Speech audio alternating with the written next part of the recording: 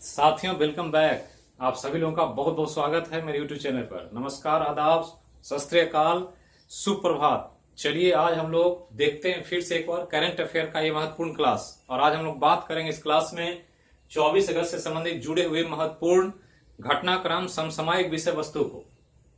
एक चीज बताना है कि कल मेरे फेसबुक आईडी को हैक करके और फेक आईडी बना करके आप लोगों को फ्रेंड रिक्वेस्ट भेजा गया और कुछ पैसे की डिमांड की गई, जिसके कारण मैं कल दिन भर काफी परेशान रहा और अंततः चीजों को सॉर्ट आउट करने का प्रयास किया। तो जिन जिन लोगों को इसके कारण असुविधा हुई है उसके लिए बहुत बहुत खेद है, क्योंकि मेरे नाम से फेसबुक आईडी बना करके मेरे प्रोफाइल पिक्चर को यूज करके इस तरह के फ्रॉड और जालसाजी के काम किए गए हैं। और ये ध्यान रखना है कि लॉकडाउन के समय इस तरह के साइबर क्राइम में काफी वृद्धि हुई है, जबकि बिहार साइबर क्राइम में एक बड़ा राज्य है और साइबर क्राइम को हल करने में बिहार पुलिस को पूरे देश स्तर पर जाना जाता है। तो इस सारी चीजों की सूचना दे दी गई है, सारे चीजें की जो समस्याएं थी उसको सॉल्व कर दी गई। तो ऐसे तरह के किसी भी आईडी से अगर कुछ मैसेज भेजा जाता है, कुछ इस तरह की बातें की जाती है, तो उससे सतर्क रहें, कभी भी उस पर ध्यान न दें। और जो भी हमसे जुड़े हुए अगर हमारे से मामला है तो एक बार फोन करके जरूर कंफर्म करें कि मामला क्या है और किस तरह से ये चीजें आ रही है सामने। तो जो चीज घटना घटी, जिनको जिनको भी इसके लिए असुविधा हुआ उसके लिए बहुत खेद है, इसको ध्यान रखें। तो चलिए शुरू करते हैं आज का करेंट अफेयर। और बिहार से संबंधित एक दो न्यूज है जिसको पहले हम लेकर आए हैं। पहला तो कि बिहार में शिक्षकों की जो बहाली प्रक्रिया है उसकी सेवा शर्तें जारी कर दी गई है। सरकार इलेक्शन के पहले इसमें काफी बदलाव करने का प्रयास कर रही है, क्योंकि शिक्षक की नाराजगी चुनाव में सरकार को नुकसान पहुंचा सकती है। और इसी के चलते सरकार कुछ चीजों को बदलाव करके सेवा शर्त सूची जारी किया और उसमें एक नियम लाया है कि बिहार में जो बहाली होगी शिक्षकों की, अब उसमें सिर्फ बिहार के निवासियों को ही मौका मिलेगा। ये एक अच्छा न्यूज है, क्योंकि बिहार में खुद ही बहुत युवा वर्ग की जनसंख्या ज्यादा है और बेरोजगारी बहुत ज्यादा है। तो इसके कारण अगर बाहर के स्टेट को मौका देंगे तो यहाँ के स्टूडेंट्स जो यहाँ खुद ही बहुत ज्यादा बेरोजगार हैं वो इस मौके से वंचित हो जाते हैं। और इसके चलते सरकार ने ये कदम उठाया कि अब बिहार में शिक्षकों की बहाली में सिर्फ बिहारियों को ही मौका मिलेगा, अवसर प्रदान होगा। तो बिहारियों के लिए एक अच्छी खबर है। दूसरा कि बिहार में प्राथमिक से +2 तक के नियोजित शिक्षकों के लिए एक आचरण संहिता जो उनका होना चाहिए व्यवहार विचार, चूंकि उनके व्यवहार पर, उनके व्यक्तित्व पर जो इमेज बनता है वो बच्चों को काफी प्रभावित करता है। तो चूंकि बच्चों का भविष्य देश का भविष्य होता है और बच्चे के भविष्य के निर्माण में शिक्षक के एक एक आचरण का प्रभाव पड़ता है। शिक्षक क्या पहनते हैं, कैसे बोलते हैं, क्या करते हैं, क्या खाते हैं, किस तरह का उनका व्यवहार है, बात विचार कैसा होता है, सब चीजों पर फर्क पड़ता है। बच्चों के मानसिक विकास में एक बड़ा अहम भूमिका होता है। और इसी के चलते सरकार ने आचार संहिता लागू किया और इसमें दो चीजों को खास करके ध्यान दिया है कि कोई भी शिक्षक नशा तथा किसी भी तरह के राजनीति से दूर रहेंगे। अगर नशा में और राजनीति में किसी तरह की उनकी भागीदारी पाई जाती है तो उन पर एक कानूनी दंडात्मक कार्रवाई की जाएगी। और ये एक आचरण संहिता का एक महत्वपूर्ण मुद्दा है, ये ध्यान रखना।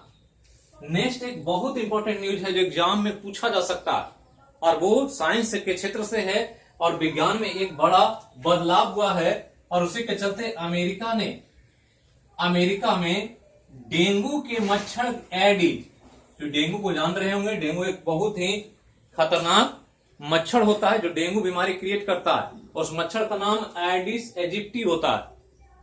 तो एडिस एजिप्टी मच्छर वायरस को फैलाता है जिसके कारण डेंगू का बुखार लग जाता है। तो अमेरिका में इस डेंगू के मच्छर एडिस को खत्म करने के लिए एक नया मच्छर का विकास पर काम कर रहा है। आप पुराने समय में सुनते होंगे कि लोहा लोहे को काटता है। अगर लोहा को काटना हो तो लोहे की ही आरी बनानी पड़ती है। एक मूवी आई थी शोले, तो शोले में दो चोर जय और वीरू को गब्बर को पकड़ने के लिए ठाकुर ने चुना था। और ठाकुर ने जब इसका सिलेक्शन किया था तो वहां के पुलिस ऑफिसर ने कहा कि ये दोनों तो छठे हुए बदमाश है, किसी काम के नहीं हैं। तो ठाकुर ने कहा कि लोहा लोहे को काटता है, गब्बर सिंह जिस तरह का व्यक्ति है उसको पकड़ने के लिए उसी तरह की व्यक्ति चाहिए। तो ये ध्यान रखना है, एक सांप काटता है तो उसके जहर को उतारने के लिए दूसरे सांप का जहर देना पड़ता है, तब वो जहर उतरता है। तो इसी कॉन्सेप्ट पर अमेरिका ने काम किया और एडिस मच्छर को मारने के लिए एक नया मच्छर का विकास कर रहा है जिसको जीएम मच्छर कहा गया है। तो जीएम मच्छर, जीएम जिसका पूरा नाम जेनेटिकली मोडिफाइड,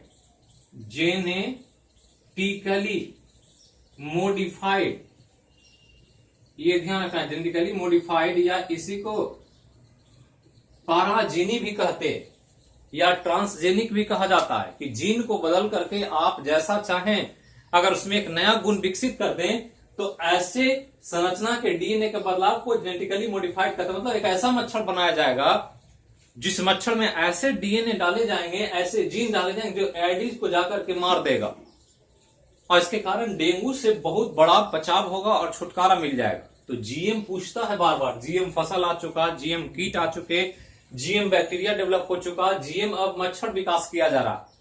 तो आने वाले समय में ऐसे ऐसे तकनीक आएंगे, जो आज कोरोना वायरस है वो इस तरह का ही एक मॉडिफाइड वायरस है जो चाइना से निकल करके कहा जा रहा है वुहान लैब से बाहर आ गया।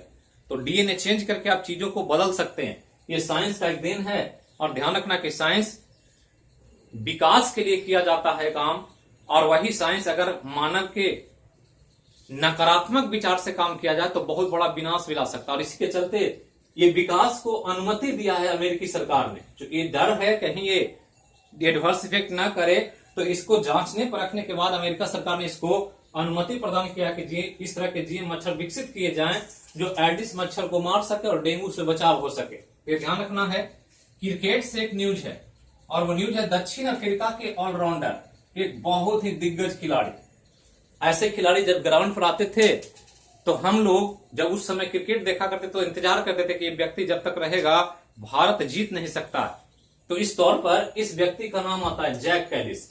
अच्छे बॉलर भी थे, अच्छे बैट्समैन भी थे, फील्डर भी थे। उसी तरह से पाकिस्तान के पूर्व कप्तान, ये 80 के दशक में खेलने वाले एक व्यक्ति, जब सुनील गावस्कर जैसे खिलाड़ी का पदार्पण हो रहा था तो उस समय ये बड़े महान व्यक्ति पाकिस्तान के जहीर अब्बास कप्तान भी रहे, बल्लेबाज भी रहे, तथा ऑस्ट्रेलिया की महिला क्रिकेटर या कप्तान खिलाड़ी लीसा अस्टॉलेकर। तो ध्यान रखना, ये तीन नाम, एक नाम जैक कैलिस का, एक पाकिस्तान के पूर्व कप्तान जहीर अब्बास का, और एक ऑस्ट्रेलिया की महिला खिलाड़ी या महिला कप्तान, क्रिकेट कप्तान लीसा अस्टॉलेकर को आईसीसी ने हॉल ऑफ फेम में शामिल किया।